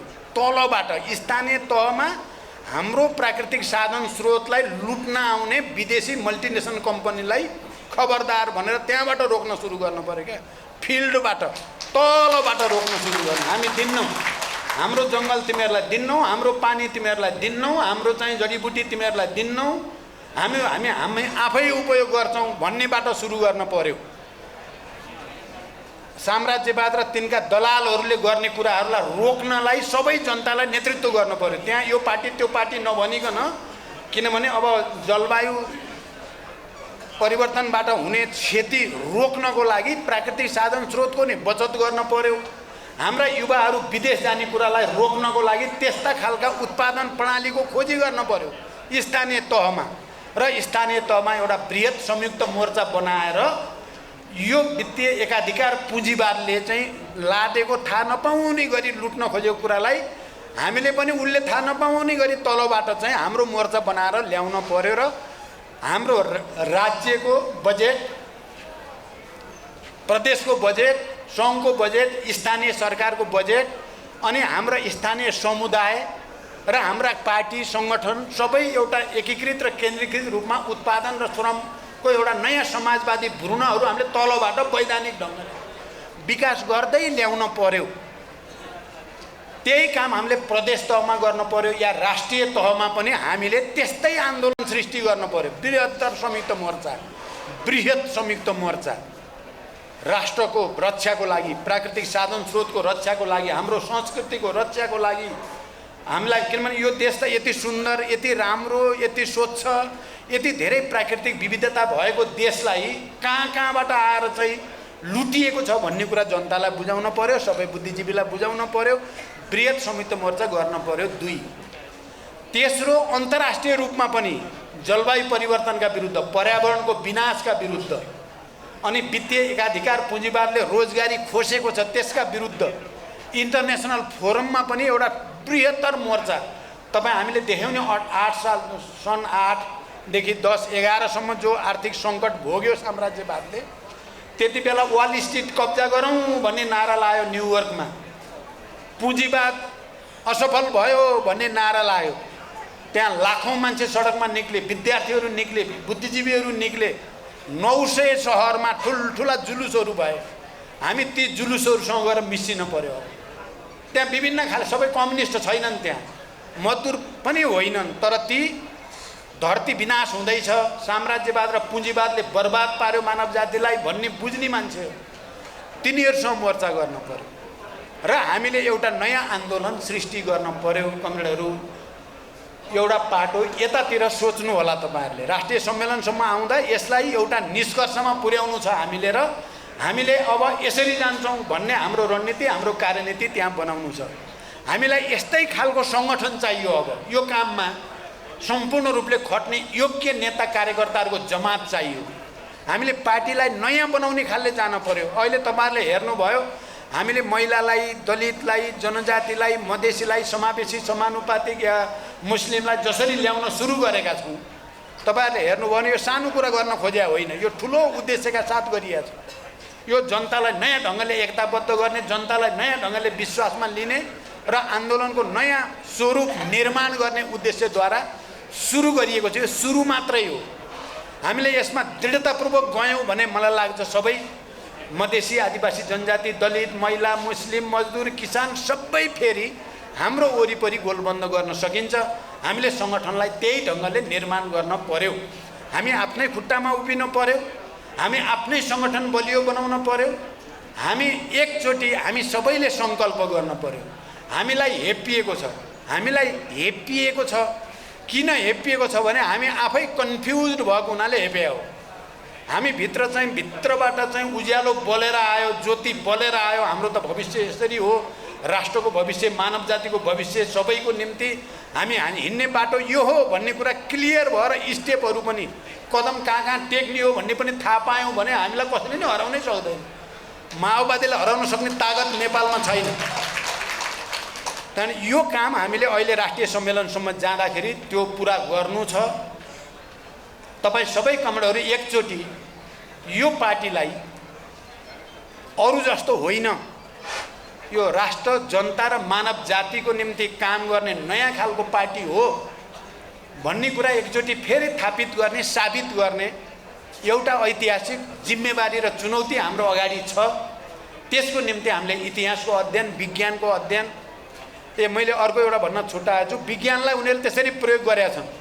हामीले होइन, सूचना प्रविधिलाई उनीहरूले, हुन त हामीले यहाँ आज यो सातै प्रदेशको एकै ठाउँ जोडेर चाहिँ हेर्नेसम्म त हामी पनि प्रयोग गऱ्यौँ गर्न चाहिँ, तर हामीले होइन, पुँजीपतिले नै बढी प्रयोग गरेका छ। यसलाई भत्काउने रणनीति पनि हामीले सोध्नु छ। कमलेहरू, मूल चुरो कुरा फेरि पनि विचारको विकास गर्ने कुरा हो, क्रान्तिकारी रूपान्तरणको कुरा हो।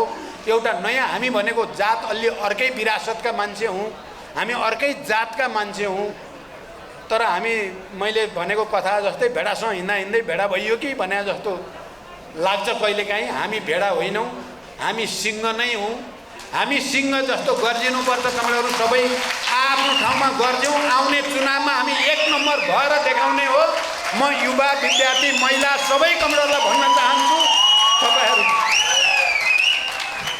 आक्रामक ढङ्गले प्रस्तुत हुनुहोस्। आक्रामक ढङ्गले हामी गयौँ विचारको स्पष्टता सहित भने कुनै यस्ता चाहिँ दक्षिणपन्थी बुर्जुवा विदेशी दलालहरूले हामीलाई केही गर्न सक्ने छैनन्।